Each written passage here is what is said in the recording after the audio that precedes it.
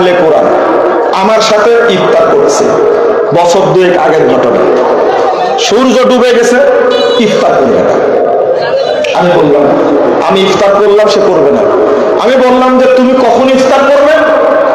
তখন বলছে যে রাত হলে ইফতার করবে। কি হলে? কি হলে? রাত হলে। রাত কখন হবে? দেখেন রাত কখন হবে? সূর্য ডুবা থেকে আরো 40-45 মিনিট পর। কেন? আল্লাহ বলছেন আতিম্মুস সিয়ামা ইলাল লাইল, তোমরা সিয়াম পালন করো। সিয়াম পালন রাত পর্যন্ত। কোন পর্যন্ত? রাত পর্যন্ত। শুনেন, এবার আমি বললাম আচ্ছা রাত পর্যন্ত বলতে সূর্য ডুবার পর থেকে 45 মিনিট 40 মিনিট কে বলল? তখন বলছে যে এই টাইমে তো মুরগি ঘরে উঠে। কি ঘরে? মুরগি ঘরে উঠছে, এটাই প্রমাণ কি হয়েছে? রাত হয়েছে। কি বললেন? ছাগল, ছাগল ঘরে উঠে? ও লোকটা আমি বুঝেছি, বুঝেই বলেছি আপনাকে। আমি বললাম যে আচ্ছা আতিম্মুস সিয়ামা ইলাল লাইল, ভাই আপনার দায়ী প্রত্যেকে, কিন্তু আগেই বলেছি বলিনি? প্রত্যেকে দায়ী। তো আপনি একটু বুঝেন। আমি বললাম যে রাত বলতে রাতের প্রথম ভাগ, রাত বলতে এশা, এশার পরে কি সাতরুল লাইল, অর্ধরাত্রি, সুলুসুল লাইল, না 3 ভাগের 1 ভাগ, না সুবে কাজের যখন সাহারি করা হয় তখন রাত, না সুবে সাদেক সাহারির পরের অংশ, না ফজর, না সূর্য ওঠার আগ পর্যন্ত? রাত তো থাকে কোন পর্যন্ত? সূর্য ওঠার আগ পর্যন্ত। কোন রাত্রি বোঝা গেছে? ইলাল লাইল বলা হয়েছে, মাগরিবকে তো রাত বলা হয়েছে, তাই না? তখন বলছে যে রাত যদি সূর্য উঠার আগ পর্যন্ত হয় তাহলে সাহারি করবো কখন? যে তোমার ব্যাপার, আমাকে জিজ্ঞেস করতে পারে। বুঝেননি কথা? আরে রাত বললেন আল্লাহর নবী, এটা এশা না মাগরিব রাত, না রাতের অর্ধেক, না রাতের 3 ভাগের 1 ভাগ, না যখন সাহারি করে সুবে কাজের তখন, না সুবে সাদেক তখন? জাহেল তো জানে না, কি বলবো? আমি এবার বললাম এই আয়াত নাজিল কি তোমার উপরে হয়েছে না আল্লাহ নবীর উপরে হয়েছে? মুহাম্মদুর রাসূলুল্লাহ সাল্লাল্লাহু আলাইহি ওয়াসাল্লাম বলেন আকবারাল লাইলু মিন হাহুনা ওয়া আকবারান নাহারু মিন হাহুনা ফাইদা গরাবাতিশ শামস ফাকাদ আফতারাস সাইম। শোনো 1954 নম্বর হাদিস সহিহ বুখারী।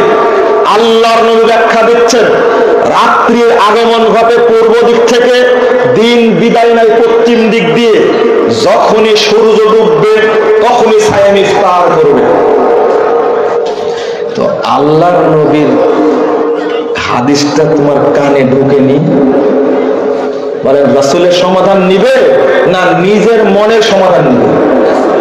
রাসূলের সমাধান মানে না, মানে না। ও যে আহলে কোরআন, আহলে কোরআন না আহলে কুফর ও কাফের দল। কিসের দল? ও কাফের দল। দাদা তুমি একটা হাদিস মান্য অমান্য করলে তুমি কাফের হয়ে যাও। আর বলছে যে হাদিস মানাই যাবে না, শুধু কি মানতে হবে? শোনো, যদি তাই হয় একজন লোক ইসলাম গ্রহণ করবে, কি ইসলাম গ্রহণ করবে, তাই না? কি বলে গ্রহণ করবে বলেন তো? আশহাদু আল্লা ইলাহা ইল্লাল্লাহ। কোরআনে কোন জায়গাতে আছে এটা? বুঝেন না মনে? কোরআনে কোন জায়গাতে আছে আশহাদু আল্লা ইলাহা ইল্লাল্লাহ ওয়া আশহাদু আন্না মুহাম্মাদার আবদুহু ওয়া রাসূলুহু? কোরআনে কোন জায়গা আছে? কোন জায়গায় না। মূলত এরা হলো ইহুদিদের দালাল, খ্রিস্টানদের দালাল। যারা হাদিস অস্বীকার করেছে যুগে যুগে, তারাই হলো ইহুদি খ্রিস্টানদের তৈরি মাল।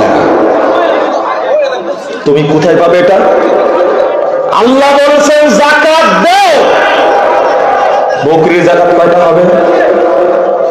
কয়টা হবে? কয়টা হবে?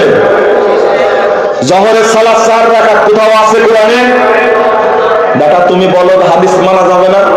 তুমি তো শত্রু ইহুদিদের খ্রিস্টানদের, তুমি কর্মসূচি বাস্তবায়ন করছো মুসলিমদেরকে ধ্বংস করার জন্য। যদি এটা বুঝতো তাহলে এরা কখনো আহলে কোরআন নাম দিয়ে বিভক্ত হতো না। আর এক শ্রেণীর মানুষ বিভক্ত হয়েছে, শুধু জিকির আর কি জিকির নেই।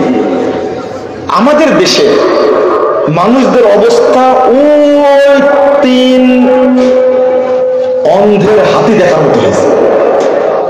3 জন অন্ধ হাতি দেখতে গেছে, হাতি দেখে তারা 3 জন গল্প করতে করতে আসছে। এক অন্ধ হাতির সুর দেখেছে না নাড়াচড়া করেছে, নাড়াচড়া করেছে। আর এক অন্ধ ও যে হাতির সুর দেখছে, এটাকে আর এক অন্ধ দেখছে, ও পা দেখছে, নাড়াচড়া করে দেখছে। আর এক অন্ধ হাতির কান নাড়াচড়া করে দেখছে। তো 3 জন এবার গল্প করছে, 3 জন গল্পের রেকর্ডিং। একজন বলছে, হাতির এত গল্প শুনলাম, হাতি তো খুঁটির মতো। কিসের মতো? খুঁটির মতো। আরেকজন বলছে, ধর তুই কিছু বুঝিস নি, হাতি কুলার মতো। আমার মায়েরা ধান চাল ঝাড়ে না, কান দেখলাম তো কুলার মতোই তো। আর একজন বলছে, তুইও কিছু জানিস না, তোরটাও হয়নি, হাতি হলো জাতার মতো। জাতা বুঝেছেন কি? তাহলে এই 3 অন্ধ কোন ক্যাটাগরির অন্ধ এটাও কিন্তু প্রকাশ পেয়ে গেছে। যেহেতু জাতার কথা বলেছে, যেহেতু কুলার কথা বলেছে, যেহেতু খুঁটির কথা বলেছে, তাহলে এই অন্ধ কিন্তু একবারে নিম্ন শ্রেণীর অন্ধ। বলেন তো 3 জনের বর্ণনা অনুযায়ী হাতির বর্ণনা কি ফুটে উঠেছে? হ্যাঁ, 3 জনের মিলে উঠেনি। ঠিক বাংলাদেশে যারা ইসলামপন্থী, ইসলাম তাদের কাছে এইরকমই। এক একজন এক একটা নিয়ে টানছে। তবলিগের ভাইরা টানছে শুধু ফজিলত আর ফজিলত, কি আর কোটির কমে কোনো ফজিলত, শুধু কোটি আর কোটি। আস্তাগফিরুল্লাহ, আস্তাগফিরুল্লাহ, নাউজুবিল্লাহ, কোটি আর কোটি। আর এক শ্রেণীর মানুষ, জিকির করো মন পরিষ্কার করো, জিকির করো মন পরিষ্কার করো। এর মধ্যে 2 ভাগ, একটা জিকিরে জালি আর একটা জিকিরে খাফি। কেউ বলছে জোরে জিকির করা যাবে না, হারাম। কেউ বলছে জোরে জিকির করতে হবে, কেউ বলছে না আস্তে জিকির করতে হবে। 2 ভাগ আছে, কিন্তু জানেন তো আপনারা 2 ভাগ আছে, 2 ভাগ। এরা 2 ভাগ হয়েছে, একটা ফজিলত। আর এক শ্রেণীর মানুষ কোরআন পড়াশোনা করে গবেষণা করে শুধু জিহাদের আয়াতগুলো এক জায়গায় করেছে, করে বলছে বোমা মার আর মানুষ মার, ইসলাম কায়েম কর। ওরা কিছুই বলেনি, শুধু কোরআন পড়ে এক জায়গায় করেছে যত জিহাদের আয়াত। বোঝাচ্ছে না মনে, তাই না? আমি একজনকে বললাম, শিক্ষিত মানুষ, জেলার শিক্ষিত মানুষ, ইসলামী দলের একজন নেতা, আমি বললাম আল্লাহ বলেছেন এক জায়গায় আকিমুদ্দিন ওয়ালা তাতাফাররাকু ফি, তোমরা দিন কায়েম করো, বিভক্ত হয় না। তো একবার বলাতে আপনি মাঠে নেমে গেলেন মাজা বেঁধে, কিন্তু 82-83 বার আল্লাহ বলেছেন আকিমুস সালাহ, সালাত কায়েম করো। সালাত যে পড়া শিখলেন না, তখন নড়ে চড়ে বসে কি বললেন আপনি? এত বড় কথা বললেন।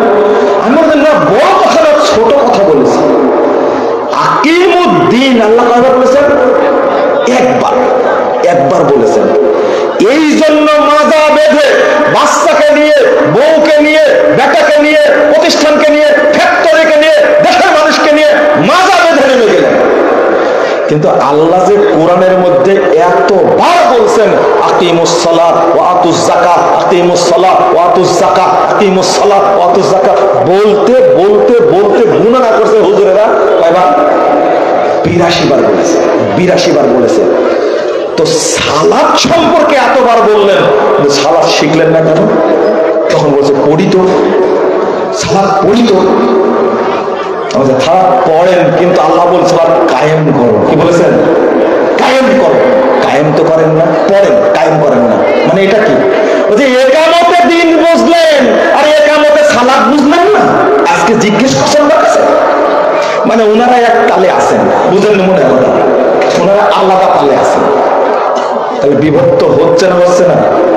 সব কোরআন আর হাদিস নিজের মতো বুঝেছেন, কেউ রাসূলের মতো বুঝেনি, কেউ সাহাবীদের মতো বুঝেনি।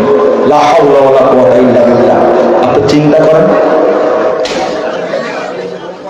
তখন আমাকে বলছেন, এইভাবেই আপনি সাইদি সাহেবের মাথাটা নষ্ট করেছেন। বুঝলেন মনে আপনারা, তাই না? কি আমাকে কি বলছেন, কি বলছেন? হ্যাঁ, এইভাবে সাইদি সাহেবের মাথাটা নষ্ট করেছে। আমি বললাম বুঝাতে গেলাম একটা, বুঝলেন এবার আর একটা বুঝলেন না। কত বড় অপবাদ বলেন তো, আমি সাইদি সাহেবের মাথা নষ্ট করেছি? আমি বললাম মাথা নষ্ট করিনি, মাথা নষ্ট করিনি। আমি কিছুই জানি না। কোন আল্লাহর বান্দা জাল হাদিসের কবলে রাসূল সাল্লাল্লাহু আলাইহি ওয়াসাল্লাম বইটা তার কাছে দিয়েছেন 2013 সালে 25শে ডিসেম্বর তারিখে স্বাক্ষরিত পত্র আমার কাছে এসেছে। পত্রটা হলো 9 পৃষ্ঠা। কয় পৃষ্ঠা? 9 পৃষ্ঠা। শিরোনাম দিয়েছেন ভুল সংশোধনে সফলতা আছে, ব্যর্থতা নেই, লজ্জারও কিছু নেই। আমি বললাম এই শিরোনাম শুনে আপনার ওজন নষ্ট হয়ে গেছিল, তাই না? ওজন নষ্ট হয়ে গেছিল। আপনাদের কাকার ওজন নষ্ট হয়েছিল।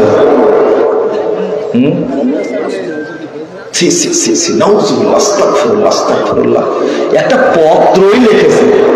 আমাকে তো সাইদি সাহেব তার জমিগুলো রেজিস্টার করে দেননি, দিয়েছেন কি? শুধু পত্রই লিখেছেন, দেখা তো হয়নি। ভুল সংশোধনে সফলতা আছে, ব্যর্থতা নেই, লজ্জারও কিছু নেই। এটা একটা বিপ্লব আপনার জীবনের জন্য। যদি জান্নাত পেতে চান, এই স্বীকারোক্তি না দেওয়া পর্যন্ত কেউ জান্নাতে যেতে পারবে না। ভুল হতে পারে, আমি সংশোধন করে নেব। যে ভুল সংশোধন করে না সে শয়তান, আর যে সংশোধন করে সে মুমিন, সে আদমের বাচ্চা। আর যে মনে করে আমার ভুল হয় না, সে ইবলিসের বাচ্চা। আপনি বললেন কেন? আমি বুঝাতে গেলাম একটা, বললেন আর একটা।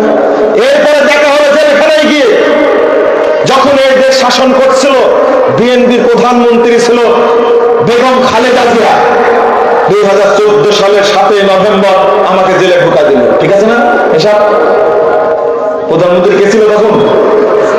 না না, বেগম খালেদা জিয়া। আহলে হাদিসদেরকে হাসিনা গ্রেফতার করবে? তুমি মুখ পুরা শয়তান গো, আমি চিনি তোমাকে, চিনি। তুমি মুখ পুরা শয়তান, তুমি সাবধান হয়ে যাও। তওবা করো, তওবা করো, কান ধরে তওবা করো, নাহলে মাফ হবে না, নাহলে ক্ষমা আমার কাছে চাইতে হবে। চিন্তা করে দেখো তো, মনে হয় যেহেতু গ্রেফতার হয়েছে আহলে হাদিসের একজন, মনে হয় প্রধানমন্ত্রী খালেদা জিয়া ছিল।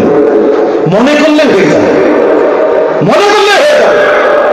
জেল খেটেছি একটা বক্তব্যের কারণে, মোদির বিরুদ্ধে বক্তব্য দেওয়ার কারণে। সিআইডি অফিসে নিয়ে কি নির্যাতনটা করেছে সেটা জানি। ডিজিএফআর, এনএসআই, সিটিএসবি, ডিবি কি করেছে তোমরা জানো না। আমরা বলি না, বলে মানুষের কাছ থেকে সিম্পথি পেতে চাই না, কিন্তু কি নির্যাতনটা করে তুমি মুখ খোলা শয়তান, তুমি বুঝো না। আমি গেছি 3 মাস 22 দিন এই কাশিমপুর জেলায়, কাশিমপুরে কারাগারে, গাজীপুরে কারাগারে একে ছিলাম। আপনাকে কিভাবে বলবো, আমার নামে বলছেন না, দেখাই হয়নি, চিঠি লেখেনি। মুজাফফর বিন মহসিন মিথ্যাচার করতে, বিভ্রান্তি ছড়াতে মানুষের মধ্যে। বিভ্রান্তি আমি ছড়াচ্ছি না, আপনি ছড়াচ্ছেন। আপনি অবশ্যই জানেন এটা সাইদি সাহেবের লেখা, অবশ্যই জানেন। আপনি তো সন্দেহ করেছিলেন যে সাইদি সাহেবকে মেরে ফেললো না মরে গেল, তাই না? এখন সন্দেহ করেন, তাই না? কিন্তু মরার সাথে সাথে আমার ড্রাইভার সাক্ষী, সংবাদ শোনার সাথে সাথে বলেছে এই মানুষটা মেরে ফেলে দিয়েছে। আমি বলেছি, আবার ঠিক বলেন, এখন তো ঠিক বলবেন। আমি বলেছি যে, কারণ আমি জানি, আমার একটা বিশ্বাস ছিল তাকে মেরে ফেলে দেওয়া হতে পারে, বিশ্বাস ছিল। তখনই বলেছি লোকটাকে মেরে ফেলে দিয়েছে। আপনারা বিশ্লেষণ করছে লোকটা ভালো মানুষ, হাসছিল, মেডিকেলে গেল, 60 মানুষ দাঁড়ায় গেল, বললো কিভাবে? আমি এত বিশ্লেষণ না করে বলেছি লোকটাকে কি মেরে ফেলে দিয়েছে। আমি এইভাবে বলেছি, মেরে ফেলে দিল। আর আজকে বলছে তার ছেলে শামীম সাহেব বলছে আমার বাবাকে ইঞ্জেকশন পুশ করে মেরে ফেলে দিয়েছে। ওই যে আপনাদের হাসেনা সবচেয়ে কাছের ডাক্তার, যে আপনাদের হাসেনা, কিন্তু বুঝছেন কথা? লা হাওলা ওয়ালা কুওয়াতা ইল্লা বিল্লাহ। আমি বললাম এটা কথাটা, সাথে সাথে ওনার লেখা ছিল আমার কাছে বইয়ের উপরে, আমার কাছে যে বই হাদিয়া দিয়েছেন ওটা বাজারে পাওয়া যায় কেন ভাই? বইটা বাজারে পাওয়া যায় কেন? আমি ছাপা দেব, আমার কাছে আছে, আমি ছাপাই দিব। কিন্তু ছাপান, ওইটা তাড়াতাড়ি ছাপান। মানুষ অভিযোগ করছে আমার ভ্রান্তির বদলে দিন ভোর করে আপনি রেফারেন্স দিলেন, বই কই? বাজারে পাওয়া যায় না কেন বই? কয়েকজন মানুষ চ্যালেঞ্জ করেছে, আসেন বাড়িতে, আমার কাছে আছে বই। মার্কেটে পাওয়া যায় না, আপনার কাছে থাকলে কি করে? আছে, সিরাতে সাইয়্যিদুল মুরসালিন বইটা ছাপান, মানুষ পড়ুক, কারেকশন করবেন না, কিন্তু আমার কাছে আছে। ওনার হাত দিয়ে দেওয়া হাতের লেখা সব আমার কাছে আছে, কারেকশন করবেন না, যেভাবে লিখেছে ওইভাবে ছাপাবেন, কিন্তু বোঝা যাবে তাহলে মাজাই বল কত। সাবধান, আহলে হাদিসরা দলিলে বিশ্বাসী, দাওয়াতে বিশ্বাসী, ক্ষমতাও চাই না। 56 বছর রাজনীতি করেছেন মাওলানা আকরাম খান রাহিমাহুল্লাহ, এমপি হননি, মন্ত্রী হননি, রাজনৈতিক নেতা হননি, দেশের জন্য, ভাষার জন্য, জাতির জন্য, মানুষের জন্য জীবনটা বিলিয়ে দিয়েছেন। আমরা কারো চামচাগিরি করি না, আমরা কারো লিটল বৃত্তি করি না, আমরা কারো আঞ্চলের তলে ঢুকি না। এটা আমাদের অভ্যাস, এটা থাকবে মরা পর্যন্ত ইনশাআল্লাহ, কিয়ামত পর্যন্ত থাকবে ইনশাআল্লাহ। আজকে শেষে বলতে চাই, ভুল বোঝাবুঝি বাদ দেন, মানহাজের উপরে আসুন, ঐক্যবদ্ধ হন। কারো কথায় বিভ্রান্ত হওয়া যাবে না, বিভ্রান্ত হবেন না ইনশাআল্লাহ। এই দেশের আহলে হাদিসগণ ঐক্যবদ্ধ হবে হবে হবে ইনশাআল্লাহ। বিভক্ত থাকবে না, জনগণ বুঝে গেছে। এখন আমাদের একটা ঐক্য লাগবে, ঐক্যবদ্ধ হয় কাজ করবো ইনশাআল্লাহ। আল্লাহ তুমি আমাদের কবুল করো। আপনাদের মনে অনেক কষ্ট দিলাম আজকে, তাই না? আল্লাহ এই সম্মেলনকে যেন কবুল করেন, বলেন আমিন। আগামী নভেম্বরের 27, 28 তারিখ পূর্বসল সালাফি কনফারেন্স অনুষ্ঠিত হবে ইনশাআল্লাহ। কবে তারিখ, কবে? আগামী বলেছি যেহেতু নভেম্বরে, আজ কি মাস? আগামী না, তাহলে 25 সাল বলবো। আমি বলছি আগামী নভেম্বরে 27, 28 নভেম্বর সালাফি কনফারেন্স অনুষ্ঠিত হবে। আগামী নভেম্বরে 24 সাল আছে। কোন সাল? অর্ধেক বললে মধ্যে বুঝে, এত খুলে বলতে হবে, পুরুষ না। 26 সালে মাঠ এটাই, এই মাঠে হবে ইনশাআল্লাহ। কত তারিখ? 27। আমাকে আরফান ভাই ঘোষণা দিতে বলেছে, ঘোষণা দিলাম, আপনারা প্রস্তুত থাকবেন ইনশাআল্লাহ। আগামী দিনে সম্মেলন আরো সুন্দর হবে ইনশাআল্লাহ। ইনশাআল্লাহ আল্লাহ তুমি আজকেরটাও কবুল করো, আগামীটাও কবুল করো।